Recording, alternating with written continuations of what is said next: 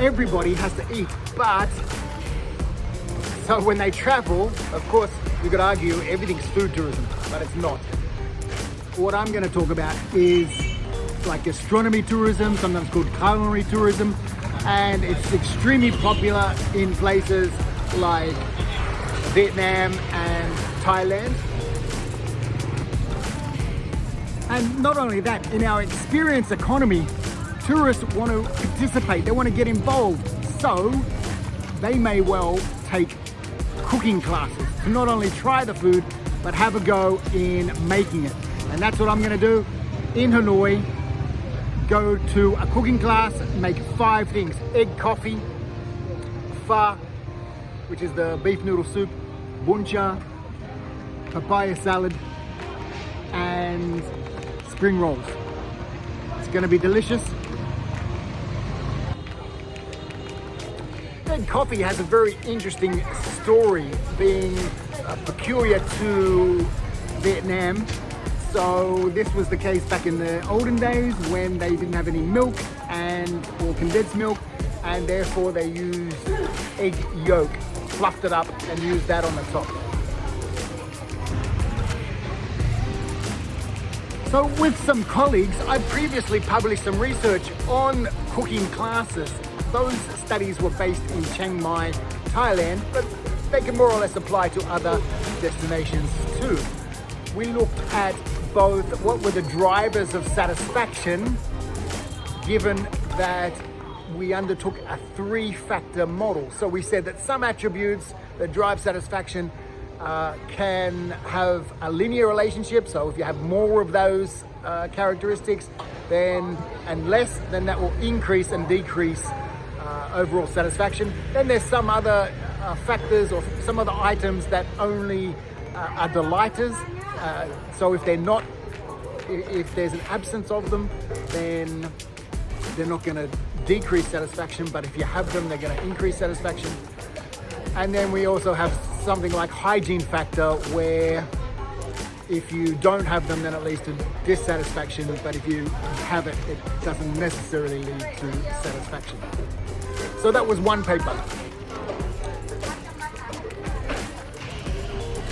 Another paper looked at Pine and Gilmore's experience economy and grouped a couple of factors together, again, which drove future intention. So future intention to go to a cooking class, to do it at home, to recommend it to friends and family. We come up with 2 factors.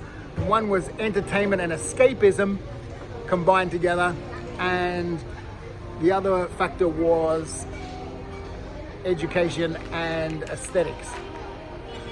And we saw how those were drivers of future intentions in the cooking class.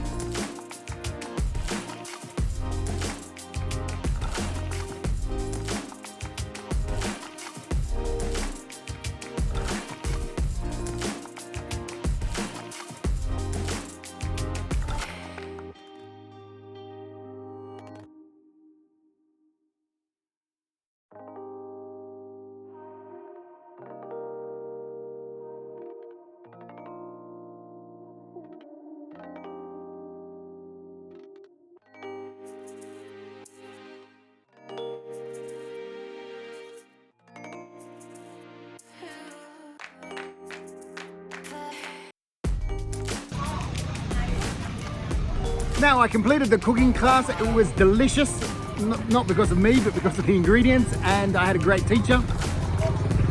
I also got a small cooking book. I'm probably never going to use it again, but still, there's always a chance. Happy eating.